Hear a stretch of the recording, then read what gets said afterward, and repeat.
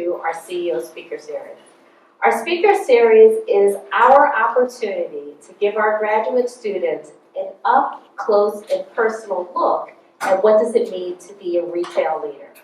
Tonight, just as we do as every month, we have a dynamic speaker. And when I say dynamic, I do mean dynamic. It's my pleasure to introduce you to Marc Schneider. He's the CEO for Kenneth Production. After a 3-year search, Kenneth finally felt that he had found a leader to bring his business to the next level. And I'll quote a Wall Street Journal article announcing Marc's appointment. Over the last year, we have been working on transforming initiatives to better position the company for future growth.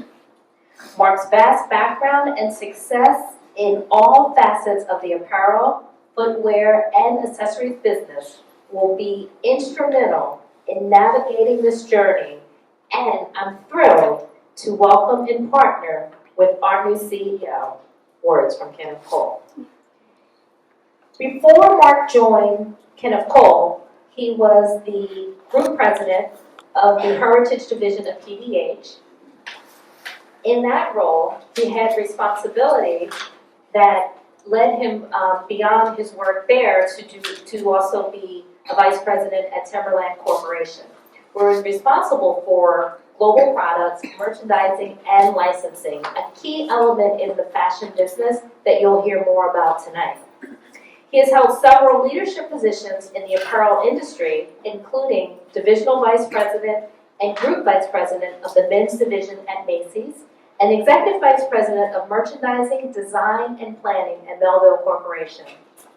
Not only is Marc a committed leader in the industry, he's also a very committed leader to the community, which is a mark that is very clear of the work that Kenneth Cole does.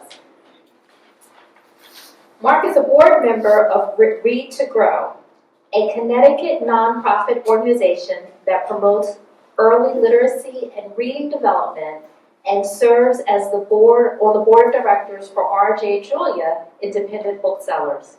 Marc is currently an advisory counselor for the Eisenberg School of Business at UMass. Marc graduated from UMass Amherst and with a bachelor's degree in finance and management. I had the pleasure of speaking, Marc, about 2 weeks ago. And what struck me as we were talking about tonight, not only his commitment to be here, given his hectic schedule, but more importantly, he wanted to really stress that his sole purpose for being here is giving you really that insight in terms of what does it mean to be a leader in the industry. So with that, I'm going to turn it over to Marc, who will do a presentation, and then we'll get into questions. Thank you, Jackie. Can everybody hear me okay? Yes.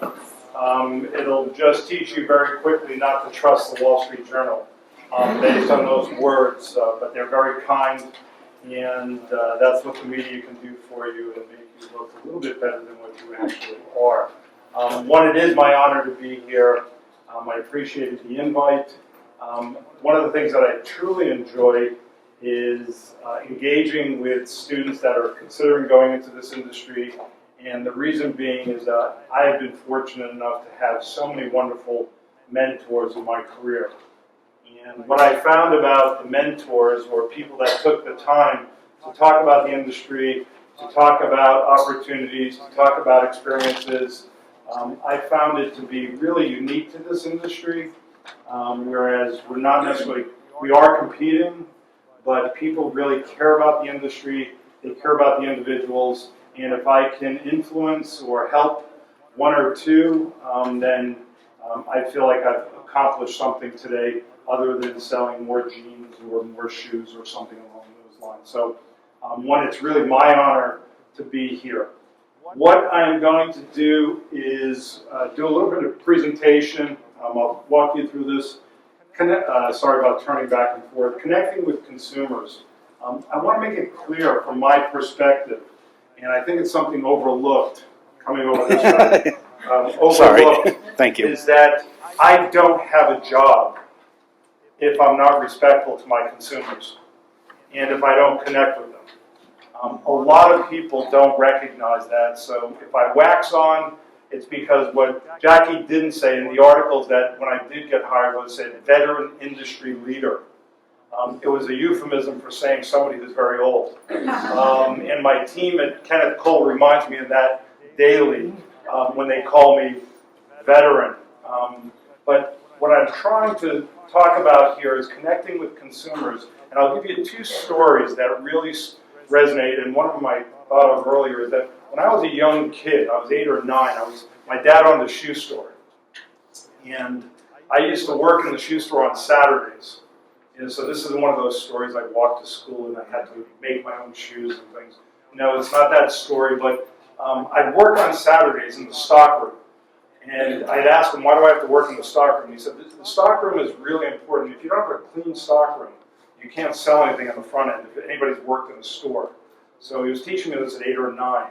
The second thing is I would get paid with a Friendly's hamburger at lunch. So I would go out to lunch with him that day and we'd have a nice time. And I'd ask him one question, which was, what time do we close the store?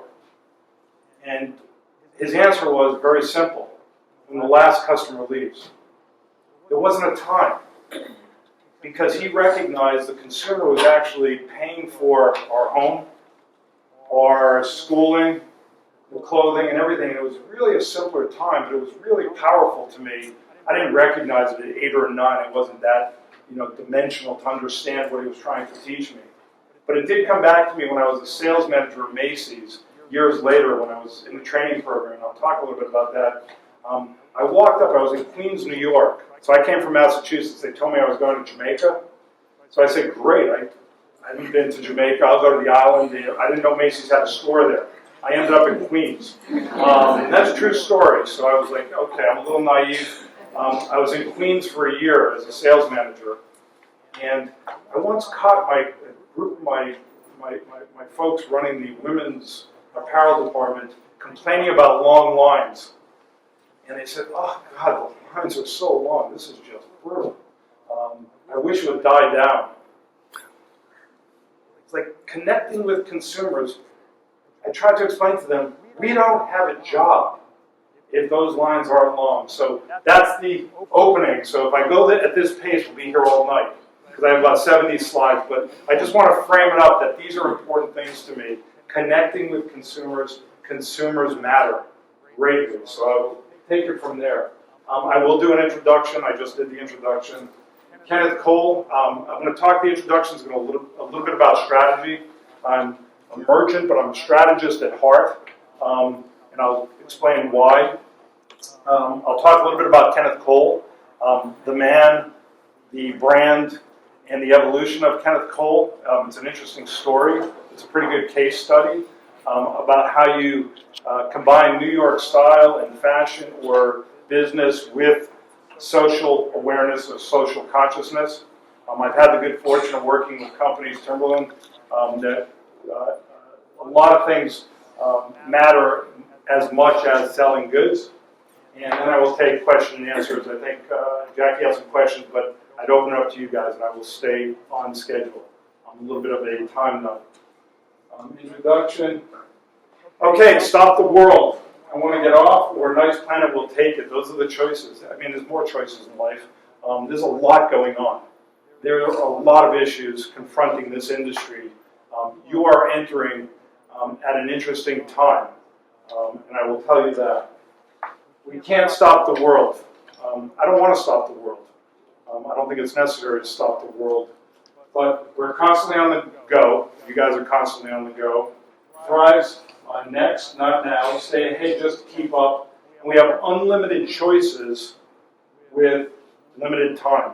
I am really respectful of what you're going through. And you'll ask me why I'm respectful of that.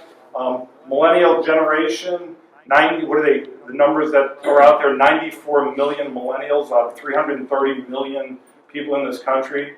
When I was coming out of school in 1981, wow, that's a tough thing to say.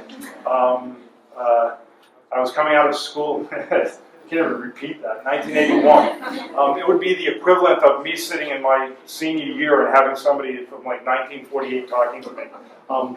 I wouldn't have listened, so if anybody dozes out, be my guest, because you could wonder what the hell is this guy going to talk about. But I'm very respectful on a number of fronts. I had about 10 job opportunities because in 1981, there weren't as many students and there were more jobs. The other reason why I'm so respectful, I have 2 daughters. One's 24. She just finished school at Bard. She's a writer. She's working at New York Magazine. Just the idea of actually being able to get into college was brutal. The thought of actually then getting a job was ridiculously brutal. Brutal is a term that Massachusetts people use, so excuse me for that. And I have another daughter who's a sophomore at Kenyon College in Ohio. And the thought of her actually going through that hell to get into college was brutal. And I don't even want to, I'm just putting off the next 2 years so I don't have to worry about it right now because, and I don't know why I'm worried about it. My parents didn't worry about it as much as my wife and I worry about it. So I understand what you're going through more than you realize. And we want to try and facilitate as much as we can do for you because we need people in the industry. Mobility creates fresh demands on everything we do, and I'll talk about that. Consumers' expectations.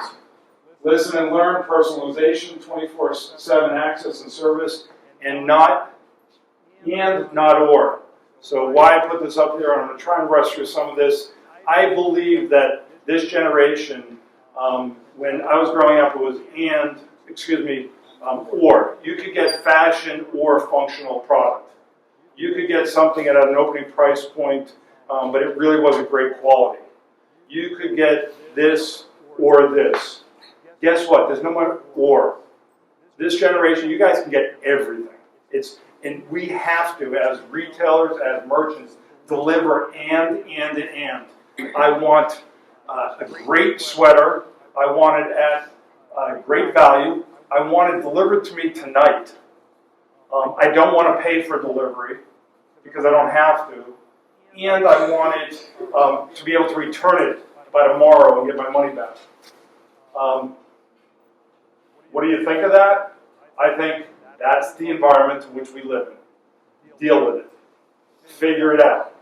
So somebody can say, are these challenges or are these opportunities? Okay, I didn't even know that was coming up next. Maybe I did.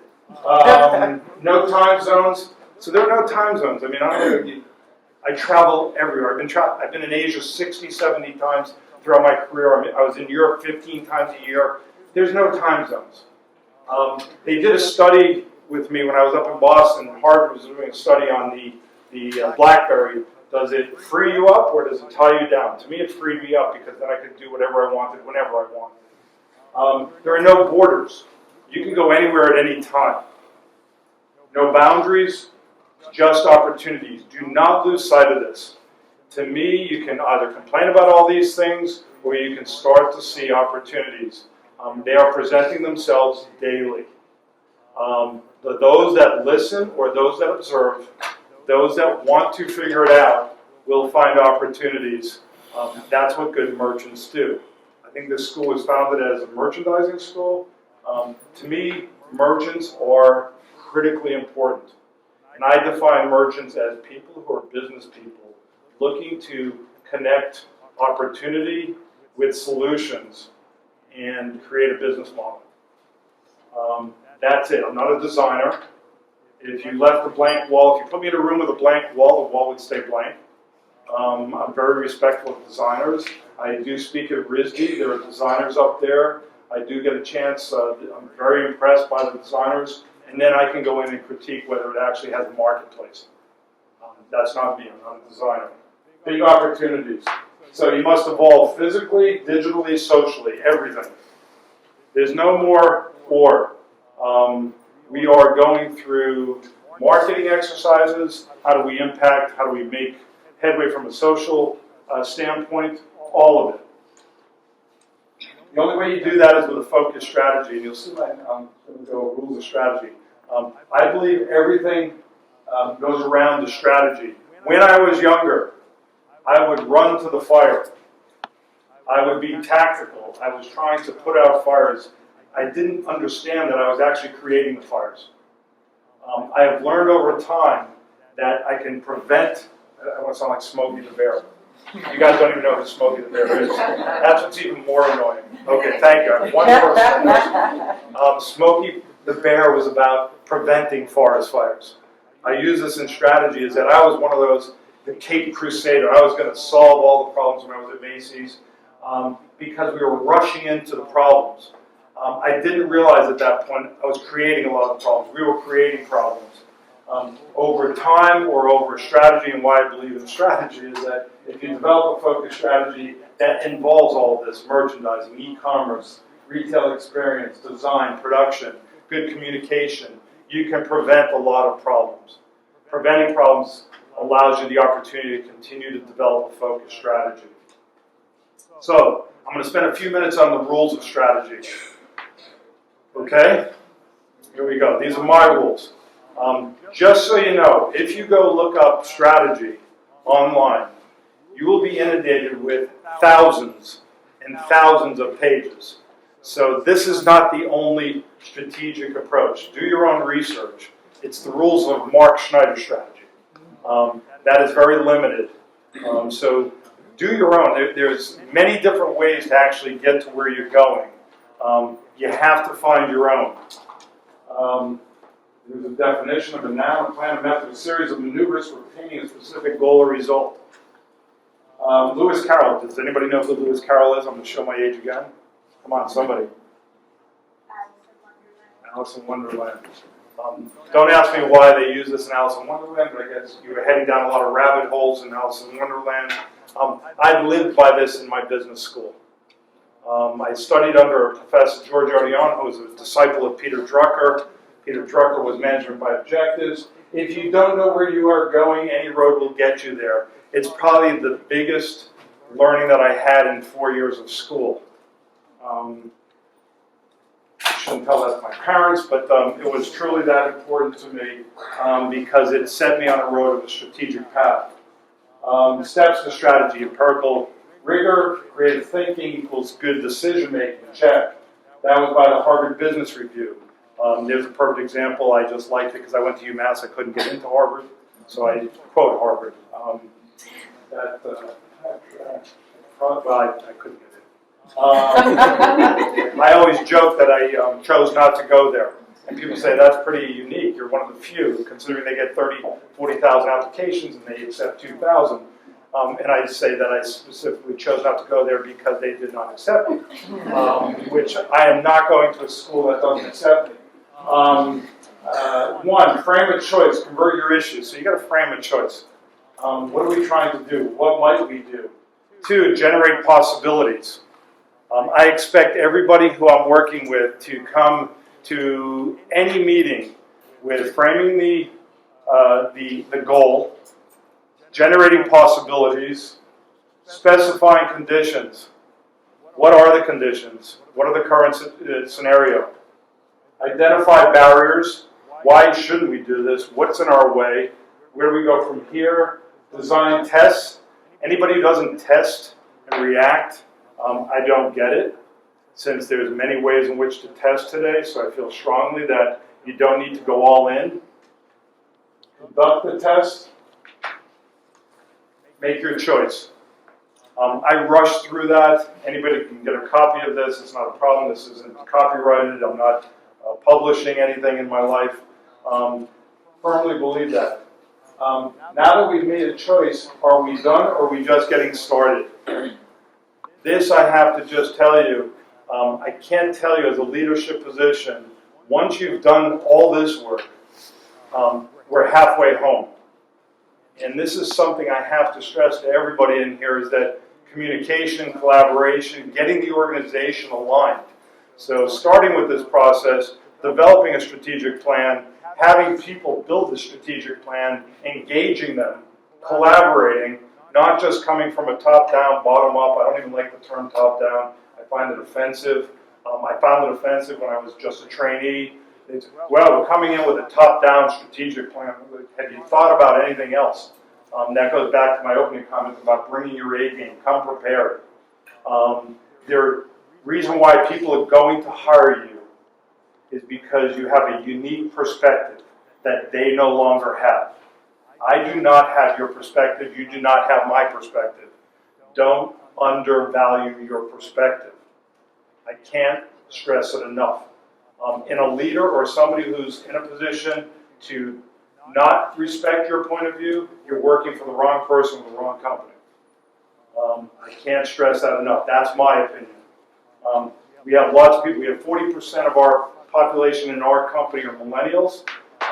We are listening to them on wellness programs. We're bringing in financial people. We're bringing in yoga instructors. We're bringing in, I've got a big garage in the back. We bring in ice cream trucks. They want ice cream? No issue. I like ice cream. Although I'm lactose intolerant now. That goes with the issues of being a veteran. Yes, all of a sudden you wake up and you're lactose intolerant. I don't know where I'm going with this, but I'm trying to. So this is what happens to me. I go sort of Hunter Thompson. I stream of conscious. Just getting started. Communicate, manage, execute. Communication. I know I put this slide in here from a while ago. Communication used to be small. The world was big. Guess what? It's the complete opposite today. The world is tiny. We are communicating. We can travel anywhere in a drop of a hat, physically, mentally, socially, anything. And communication is now huge. The world is tiny. That has changed everything. We need to evolve, to engage, to connect. So I'm a big fan. If my team believes, I believe in collaboration, getting everybody on board. I believe most decisions are pretty cut and dry, that they're pretty easy, pretty black and white. The obvious ones. The gray ones, you can go in many different directions. I actually believe that if I take a decision or we take a decision, as long as we have everybody on board, we'll make it work. The real problem is in the gray ones, if you make a decision, you don't get everybody on board or everybody's not on board, they'll make it fail. So that to me is more important than actually making the right decision. It's making the decision and then making it right. And I really, really believe you can do that. The easy ones are, you know the wrong decision, you know the right decision. You don't need to collaborate. Should I steal that sandwich off the counter over at Carnegie Deli? No. I don't know why that came. Again, that's a veteran thing. Carnegie Deli doesn't even exist. So my answer is Nice Planet will take it. That's my overall introduction. Get engaged, go there. Kenneth Cole, our evolution.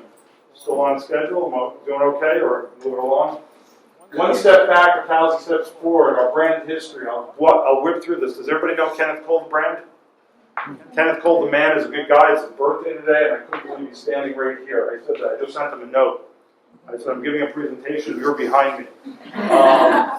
Kenneth is a entrepreneur, a true entrepreneur, founder of the company in 1982.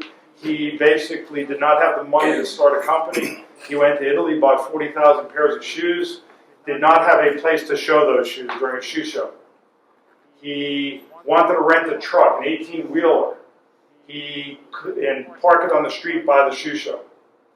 He could not, because in New York you can't rent an 18-wheeler and park it. There's only two ways you can do that. If you're making a movie, or if you are, part of the public works and you need to do something along those lines. So that's where Kenneth Cole Production started. He went to make a movie. And he was going to make a movie about making a shoe company. He got the license, he got the truck, and he started making a movie. The movie, they didn't have any film in the camera. He wasn't concerned about making a movie, but he was creative enough to figure out how to get around the situation. Don't let obstacles. There's only opportunities. Those of you that want obstacles, you can find them. Those that want to find opportunity, go ahead and find them. He found them. Sold 40,000 pairs of shoes that day out of the back of a truck. 1984, I moved to New York. This wasn't me. He opened up his first store on Columbus Avenue. And did very, very well. This is the history. Kenneth, 1985, he opened up in the Flatiron District. There's his friends Andrew Rosen up there. who is the head of Theory and Rag and Bone, companies you know, and who the hell knows what else. This is where Kenneth started getting involved in social awareness and consciousness. This was one of the famous photos. AIDS was rampant in New York at that time, and Kenneth felt a responsibility. He had a voice to take on a challenge and to bring awareness to AIDS at that point in time. He got involved with, I don't know if AMFAR was started, it was during AMFAR, and I think 40, 50,000 people in New York had died. We all experienced friends and people that we had known during that period. He did something about it. He started bringing a flashlight and then a major light to the awareness piece of this early on. There he is with the chairman of AMFAR. He joined the board of AMFAR. The company went public. This was starting some of the advertising campaign that was pretty famous, challenging things. For every action is a reaction. He brought up the sub-label period, opened up a store on Kenneth Cole, New York, one of the sub-labels. The addition of men's apparel, but you can see the marketing was pretty creative. Kenneth Cole linked to an extensive cover-up. It was a play on words, covering up clothing. It's not that funny. It was 1987 or 97. Things weren't that funny in 97. Women started in 99. I jokingly say here it started the Apple iMac in 2000, but no, we went on e-commerce. We didn't do much with it. We still haven't done much with it. Fragrance started. Lifestyle branding became important to Kenneth. He took over the AMFAR board in 2004. We opened up in Europe in 2005. Men's reaction with Macy's in 2010. Bedding home started at Bed Bath & Beyond and some other places during 2010. And then the Look Good, For Good campaign. And that brought us to 2015. That was a quick run. The company became over $1 billion. Great marketing, product, a story, New York style with social consciousness. That was the vision, and we were acting upon it, or Kenneth was acting upon the management team. I came on in 2015. I don't know why that's up there. Our global reach, we sell in 45 countries. We sell 65 countries overseas through e-com. We have good global reach, not enough global reach, in my opinion. Our social engagement is Look Good, For Good today, and I will tell you a little bit about this. I'm not going to read you all this. 30 years, Kenneth has been a leader in this. Social awareness, social consciousness. He's taken on the AIDS piece and brought a shining light to it, and lots of issues that. The homeless, we're doing things to this day. Shot a shoe drive for the homeless. Lots of different things which led us to our current campaign. We have Open Minds Through Education, collaborative. I'm not minimizing this. I think it's an incredibly important part of what we do. Why do I think that? It's good for business, or is it good for your soul? No pun intended, that's Kennethism. It's not that funny either. We have 40% millennials. Millennials are interested in doing things other than just selling shoes. I commend you for that. You're not the only ones. I'm a boomer. I'm the tail end of a boomer. I am interested in eradicating hunger. I'm interested in reading. My wife works on 3 boards for eradicating illiteracy. People at different parts of the country, I think people want to get engaged. They just don't know how to get engaged. It's not that easy to get engaged. If you make it easy, it's amazing what can happen. Companies have a responsibility or don't have a responsibility. We just want to do it. Our new brand concept. More than 30 years, our company has embraced the essence of New York, boldness, and energy. We believe New Yorkers are born in every city and every country every day because being a New Yorker is a courageous state of mind. So what I'm showing you here is my year at Kenneth Cole. We set up a vision statement, New York style and social consciousness. That's our vision. Okay, what's our mission? We are serving the courageous class.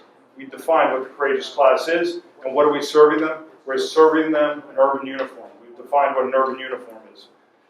Just think strategy. If you open up a restaurant, you better know what you're who you're serving, what you're serving them, because then you can decide where you're going to place your store, what you're going to offer them, and where you're going to put them. So I will go through this, the courageous class. Notice how we put the back, not the face, because everyone in this room is courageous, in my opinion. You all have a story. Not everybody knows your story. Not everything's so easy. We all have a story, and there's courageous acts on a daily basis by lots of people through health issues, through personal issues, through lots of things, and we're trying to recognize that. So here they are, our campaign. Has anybody seen our campaign? That's not good. I've got a few hands up there. That's bumming me out, but that's okay. We took this on, this has been the change in the last year. Everyday people, not everyday people, because people who are courageous are not everyday people, or they are. Andrea Pajek, who is a transgender model, was in our campaign for fall, the last fall. Rhymefest, who worked with Kanye, who is an inner city, helping students in inner city Chicago. Spectacular guy. Humanitarian and hip-hop artist. Phenomenal gentleman. Jamie Clark is a deaf pro soccer player out of London, overcoming his issues to lead and take on the challenges of life. And this is Topaz Page Green, who was a model, who would not model because she thought it was too limiting, who only did this for us because she started a lunchbox fund in South Africa, her country, and she wanted to bring awareness to it. She brought money to it, and she's just spectacular. I just went to an event with my wife, with her and all her friends, and I didn't realize how connected she was. So, but the phenomenal what she's doing and giving back. John Rose, he was a pro surfer who turned activist and is working on cleaning water throughout Haiti and throughout the Dominican, throughout all of Latin America. So this was our campaign for those that didn't see it. It was all through New York, through parts of the country. We did some wild postings. We did some things in Brooklyn. We took over subways. The spring campaign, we're continuing it. This is Bryn Mooser, who's an incredible Peace Corps humanitarian. I'll keep working through this. Caitlin Crosby, I'm wearing one of her keys. She does singer and a voice for the homeless. She is whatever. You go online and take a look at it. Mari, spectacular refugee, has turned model and humanitarian. And this is Nasir Sobani. He's a recovering addict and a street barber. He believes in cutting hair for the homeless to give them some dignity. This is real stuff. And we want to show our products, we want to sell our product, but we want to recognize, and we're about to embark on, you've seen the Calvin campaign, which I think is brilliant. I love my Calvins. I bust in my Calvins. I kick ass in my Calvins. Whatever everybody does in their Calvins. We are starting a social platform for courageous stories.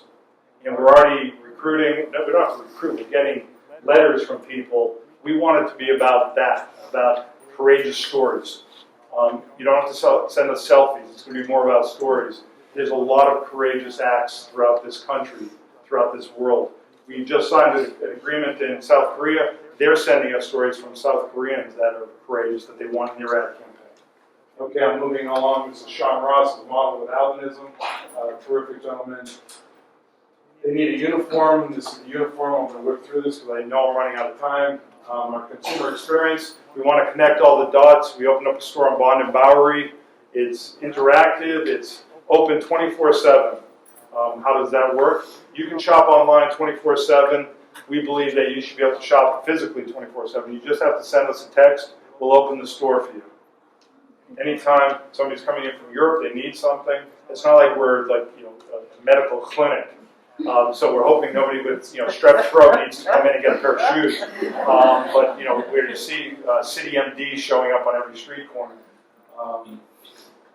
Here's if you go on our site, you'll see the stories about these people and being connected as a new paradigm. Consumers expect their devices, services, experience, and lives to be 100% interconnected at every touch point. It's the way it is. I'm stuck on it. I swear to God, right now I'm having withdrawal symptoms because I haven't touched my phone in 15 minutes. I'm really not. There's the Bond and Bowery store if anybody goes down there.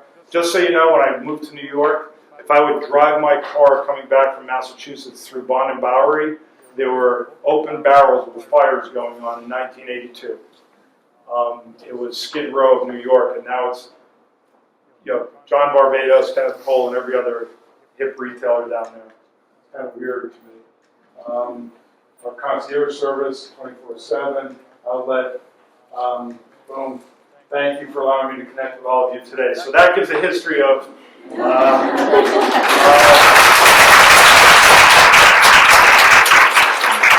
at the clock. I went a little bit longer, but strategy, critical. Strategy, good. It's not a short word. Strategy, good. It'll save you a lot of time if I've imparted that wisdom on you. Know where you're going. Know where you want to go. It will help you. It took me 7 years to learn that. I'm a little bit of a slow learner. Don't take that long. The second piece is recognize the impact or the import of consumers. There's ample opportunity. Anybody who's depressed that doesn't think that there's opportunity, you're missing the boat. To me, it just smells like opportunity on a daily basis. Walking down the street, it's just incredible to me. And last but not least, you heard the story of somebody who overcame obstacles. Where we are today is a direct correlation to him having the guts to do something along that line. My job, our jobs, are to take it to the next level. So that's my long-winded. Thank you.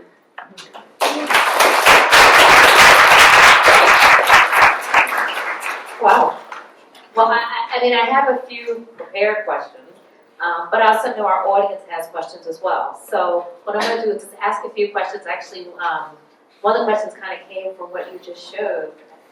I think the campaign on courage is amazing. Can you talk a little bit about how you're identifying those individuals and what that selection process is like? This was a good lesson. I have an incredibly talented team. So Cara Council, who's our chief brand officer, came from Williams-Sonoma. She's spectacular. We did work with Red Scout, which is an outside creative agency, when we were rebranding and repositioning the company when I first came on board. We wanted to take a step back. Remember I said the strategies? We stopped. Instead of rushing into what we thought, we took a step back, brought in some outside help for us, asked the consumer. You can start to believe your own press when you sit in the building and start talking about what you think you know. External consumer feedback, other points of view were very helpful. Working with Cara, leading it with the team, bringing the right people in. We went back to the history of the brand, but with relevance to today's consumer. In doing that, this was born, this courageous class, combining New York style with social awareness. We did research. Consumers did not know what we sold. They knew our marketing. They liked the brand, high likability, high awareness levels. What the heck do you sell? So we took a step back and said, if you've noticed in that campaign, everything was about product first. So it was not about, let me tell you about the homeless. Let me tell you, the courageous class, the product was great looking. The models looked great in the product. That was my push from a business standpoint. And the third leg of the story, which I call the gift of purchase, is that there's a story to be told because stories are important. You can find out the stories. You may not get the story the minute, Kenneth wanted everything because with social media today, do your research. You can get the story. Just go up to the thing, put your phone against it, you'll get the whole story. And somebody who doesn't want the story, just wants the product, good. Get the product. Somebody who wants the story, get the story. That to me was really important. So that's how it was born, with a lot of collaboration, with outside, internal, and we all agreed. And now we've made it work. It goes back to that strategic thing. We all agreed. And one thing I believe in is also consistency. Some people like to chase shiny objects. Like, that was a great campaign, let's go to a new campaign. There was a little bit of a history at that at Kenneth Cole. There's no longer. Let's take something, build upon it. You build credibility. We have a history. We're going to continue to build on it. People talk about iconic stuff. You don't say, I want to have an iconic sneaker. you have to live with it for a period of time. I love when my daughter said to me, this is my favorite one. She went in my closet when she was maybe 8, my youngest one, Lily, and she said she pulled out a pair of high-top black Chuck Taylors, and they had holes in them, and she said, "You have Chuck Taylors?" I said, "Yeah." She said, "I didn't know they existed when you wore Chuck Taylors." I was like, "Give me a break." She's listening. She's listening to the Doors, and she's and she's asking me. She doesn't believe anything existed before her time. The reason why they were iconic is that they were built in 1917, and they were functional. And the reason why they were iconic is because they were real. And this generation likes them because they have heritage. There's a realness to them. They're not faux. If you want to be fake, good luck with this crowd. I say that those days are long over. Anyway, I don't know if I answered the question, but that's how we go. Thank you. So you started, though, as a merchant. And Yes. as I hear you speak about your focus on product, you still, in your heart, are a merchant. Yes. Can you talk about what does it mean to be a merchant Yes. in today's digital, customer-centric, crazy world of retail today? Absolutely. So to me, here's my 30-second career history. I spent 13 years at Macy's. I started in the training program. I was a manager or assistant buyer. I did college recruiting for a year. They took me out to go around to schools when I was a young kid. I was maybe 23. And I went around to schools with senior executives, and we spoke to the students to get them into the training program. I was a buyer. I was a divisional. I was in the corporate office doing private label. I became a GMM when I was a lot younger, and I spent 13 years there. I went to Melville. We opened up a store called Bob's Stores. Melville had 10 different divisions. We bought Bob's Stores. I eventually bought Bob's Stores with a private equity group. We were trying to take it public. I spent 9 or 10 years at Timberland. I was in charge of all the product globally. So footwear, apparel, around the globe with designers, merchants, and all those people. I went to PVH, and now I'm here at Kenneth. That's my long-winded. Every constant has been being a merchant. A merchant is a business person that product, management, marketing, finance. To me, a merchant is an overused term. It's basically trying to see opportunities and fulfill those opportunities for a consumer. And that's the way I define a merchant. Mickey Drexler, everybody knows Mickey Drexler, right? The greatest merchant he is. He is awesome. I know Mickey pretty well. He's awesome. He basically looks at the business opportunity to try and fulfill the opportunity. Am I moving in some? No.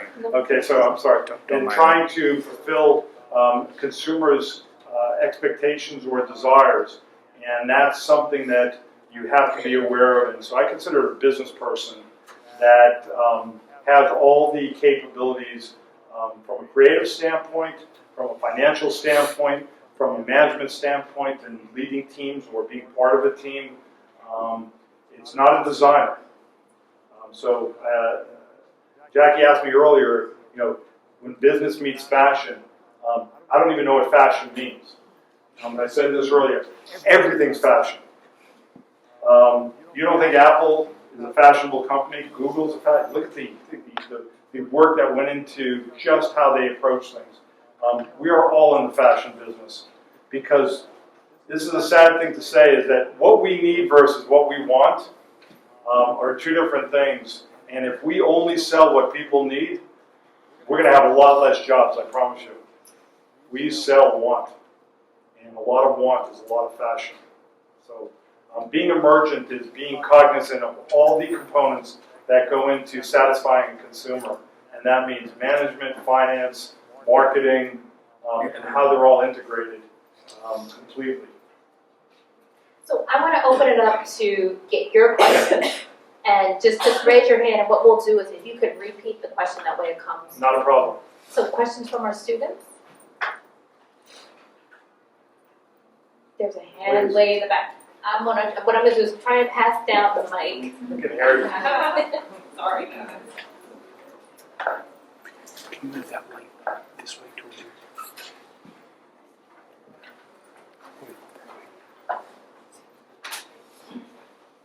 Hi, I'm Ronita Clarice Smith. I'm a visual merchandising student here at LIM. My question is, with this past Fashion Week, a lot of companies are showing collections that are in season or starting to sell in season. How is this affecting your brand personally? Great question. I'll first answer, I'm happy to see that the change, because it seemed like it was a very exclusive club for Fashion Week, and Fashion Week has turned into Fashion Year, because I don't even know, between men's, women's accessories, watches and Basel, there's fashion, something happening all the time.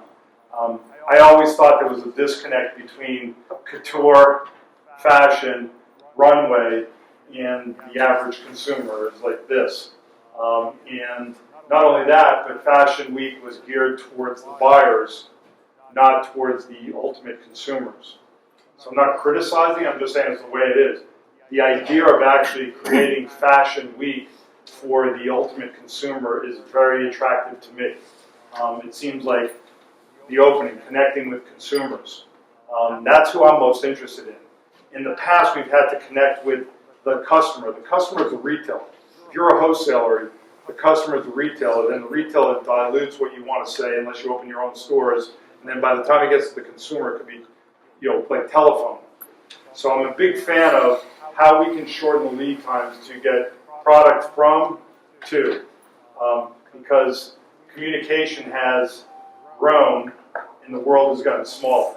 How it's affected us is we've actually been out of Fashion Week for 3 years. I was going to bring it back last year with Kenneth, and we chose not to. The reason why we stopped it, we were doing shows, it was not very productive, the return on investment was not there, and for lots of reasons. We are now thinking about how we want to present ourselves. I don't know if you saw Public School did something on 14th Street. That was awesome. Down at the high, What's that? down at the high rise? Yeah, and they did it on the street. And they took it to the streets. I just believe that there's different ways of doing things today versus yesterday. And how do we stay relevant? So we're going through that discussion. I won't reveal it, but we're this close. We just didn't have time. It goes back to focus. We were on the verge of this fall creating a truck tour. Because our history, what I opened up with is that Kenneth started with a truck. We were going to go old school and take the truck on the road and sell from the truck to college campuses, to different cities, to Detroit, to Austin, and combine product with social causes and take it to the streets and then get the social media to support it. We're not doing it yet because we weren't ready for it. This goes back to those points I said, which really, excuse my language, suck about me now at this point in time, because in the old days we would have been out there, but I would have caused more problems than having it all buttoned up before we do it. So please don't tell anybody, because I don't want anybody. It's not new. People are doing pop-up shops, but there's real heritage there because that's how the company started. So there's different things we're thinking about that are more relevant to who we are. And I'm a firm believer, stay true to who you are, not who somebody else is. And so we're trying to figure out ways in which our consumer might be more cognizant. It also, selfishly, if we can learn, if we get a good response in Detroit with our truck and things, we might decide to open a store in Detroit, as opposed to the old school where we're going to open in the obvious places. Thank you. Thank you. Hi, I'm part of the visual merchandising graduate program as well. Nice to meet you. And I was just wondering, it sounds like you and the brand are very proactive in staying ahead of the trends, and I was just wondering, in this ever-evolving industry, and the consumers who are looking for what's next instead of what's now, what's the strategy that you and your use? That's a great question, too. Can you repeat the question so we can get all that? I'm trying to figure out how to answer the question. The question was, how do we stay in front of, to maintain relevancy and to evolve with the consumer without losing the heritage? So it's funny that you mentioned that today because we talked a lot about it today on what is important to consumers' activities. So to me, it's goes back to what I was talking about, observing. And I'll take an example of, I don't know, I'll use an outerwear example. When I was growing up, the heavy wool jacket that weighed 65 pounds kept you warm. And the heavier, the warmer, correct? Remember, that was it. It was going to be heavy. It was going to be this. It was this. And then when Polar Fleece came out, this 380 grams, 450 grams of Polar Fleece. You guys were retailers. You guys were in this thing. And the heavier the this. And today's world is absolutely the opposite because technology has changed everything. So you can make product that's more compatible with my life, which is lighter, thinner, warmer, and fits into my lifestyle as a layering piece because I'm in and out of air conditioning or I'm in and out of heat, in and out of the car. And so those are things that we constantly think about. What is important in a consumer's life and are we satisfying that? So a perfect example, when I was at Timberland, now Kenneth calls it, when you guys were a lot younger, when 2001 hit, it changed air travel completely. For the rest of our lives, air travel changed. And before that, I didn't have to take my shoes off. You didn't have to take your shoes off. You weren't traveling. You were 6. You were 3. I'm being facetious. What happened was easy on, easy off footwear changed air travel. Does everybody here travels? When you go to the airport, do you think about what shoe you're putting on before you go to the shoe? Yeah. Bingo. Never happened before. Because now this is your life. So now the Merrill Jungle Mock came in. I'm wearing a boot that I will always wear when I travel because it's easy on, it has no laces. And I'll think of these things. Is it going to rain today? Is it not going to rain today? What do I? So to answer your question, you have to be in tune with lifestyle changes, not living off of heritage. That to me is how good merchants recognize what's going on and how do you solve a problem. IDEO, I'll just give you one example. I hope I'm not boring anybody with this. IDEO is a San Francisco-based think tank creative group. If you look them up online. I had a friend with one of the heads there. Is that they couldn't get kids to brush their teeth. Kids hated to brush their teeth. Why do kids hate to brush their teeth? I don't know. It's not a lot of fun. I'm still having trouble with it at this stage. They studied kids. And what they found was the toothbrush did not fit into their hand. They found that the materials used in the toothbrush were not malleable for a kid's hand, for a small kid's hand. So they made the toothbrush malleable, different materials. They made it sized correctly for a child. And then they did one thing even further. They put superheroes. They got Disney to put superheroes on it. Kids couldn't wait to go, I gotta brush my teeth. It's Batman time. That's merchandising. That's what. So my articulation of what a merchant is. That's what a merchant is, and that to me is what changes everything because you're thinking about solving problems, solutions, opens up markets, opportunities. Kids couldn't wait to go brush their teeth because it's Polly Pocket time. I don't know what the hell it is. I don't know why Polly Pocket came in because I had 2 daughters. Those toys were really small. Don't eat the Polly Pocket. Yeah, exactly. That's what it is. Yes, I'm sorry I'm running out of time, right? Well, we're at 7:30. Good. And I know classes will begin after this. I'm good. So what we can do is close out the formal part of the presentation. If you could hang around for maybe 5 or so more minutes. If people have questions. If anybody does, yes, I just want to say thank you. You guys have been a pleasure to hang out with me.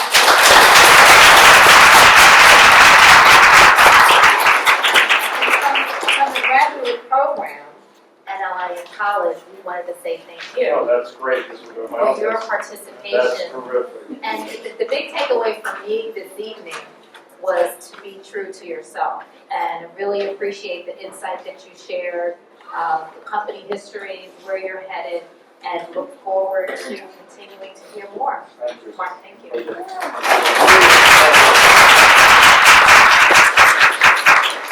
Very kind. This concludes the formal part of the presentation.